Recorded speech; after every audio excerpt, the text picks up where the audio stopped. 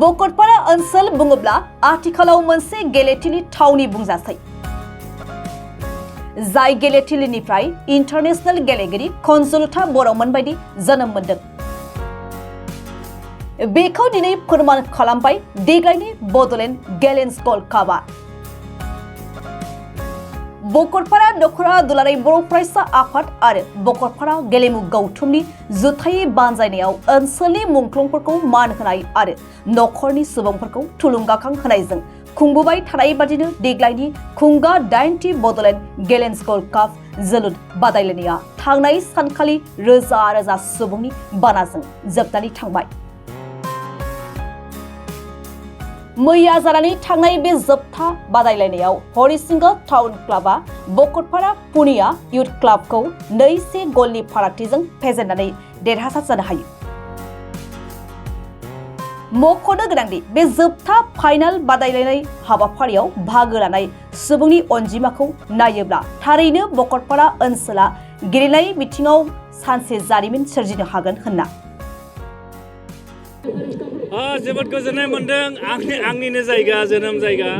भकटपारा दखरा दुलाराय बर' फरायसा आफाद बर' हारिनि सिनायथि रैखाथिनि थाखाय बे हालामनिफ्राय सानै बिर जोहोलावा गावनि आगोमा जिउखौ बावसोमदोंमोन आरो बिथांमोननि गोथार गोसोखांथियाव आरो बिथांमोना जे बर' हारियाव भकटपारा हालामाव जि मोनसे गेदेरथार बिहोमा होलांबाय बे बिहोमाखौ जों अराय गोजोर खालामनो थाखाय दुलाराय बर' फरायसा आफादा बिथांमोनखौ मान बावनायजों सिबिनायजों जोङो बिथांमोननि मुङाव जोङो जोलुर बादायलायनो होयो। देग्लाय 8 बोसोर जाबाय आरो बे बादायलायनायाव देग्लाय मोनजिनै टीमा बाहागो लादोंमोन आरो दिनै फाइनाल गेम रोजा रोजा सुबुंनि अनसायनायजों रोजा रोजा सुबुंनि बानाजों दिनैनि जोबथा बादायलायनाया जाफुंसारबाय आरो आं सानो दुलाराय बर' फरायसा आफादा जों अराय फोथायो जाय हारियाव बिर जोहोलावजो बिथांमोनखौ मान होनो रोङो सिबिनो रोङो बे हारियाव अरायबो बिर जोहोलावजो जोनोम जायो आरो बेखौ बिथा खालामनानैनो दुलाराय बर' फरायसा आफादा जोंनि जेफोर बिर जोहोलाव जाय बिर जोहोलावफोरा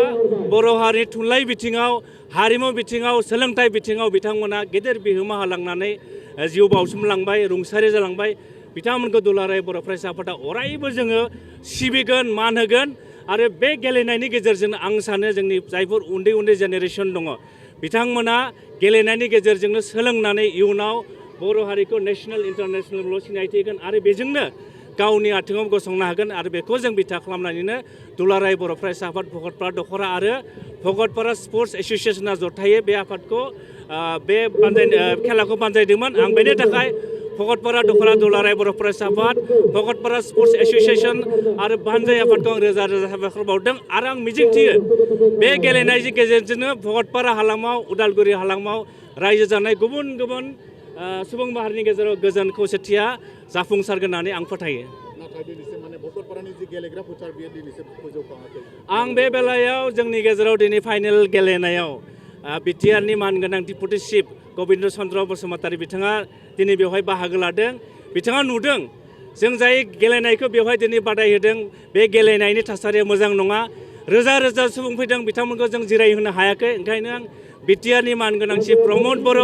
बिटिआरनि डिपुटि चिफ गबिन्द चन्द्र बसुमतारी आरो बिटिआरनि स्पर्ट्स EM दाबैसा बर' बिथांमोनखौ खावलायहरदो नोंथांमोना जों जि थांखिया नोजोरखौ लानानै दुलाराय बर' फरायसा आफादा बे बादायलायनायखौ होदों बेवहाय नोंथांमोना रोजा रोजा रायजोफोरा फैनायाव मोजां जिरायनानै गेलेनायखौ बिथांमोना जेन मोजाङै नायनो हायो बेनि थाखाय भकटपारानि बड' स्पर्ट्स फिल्डखौ नोंथांमोनखौ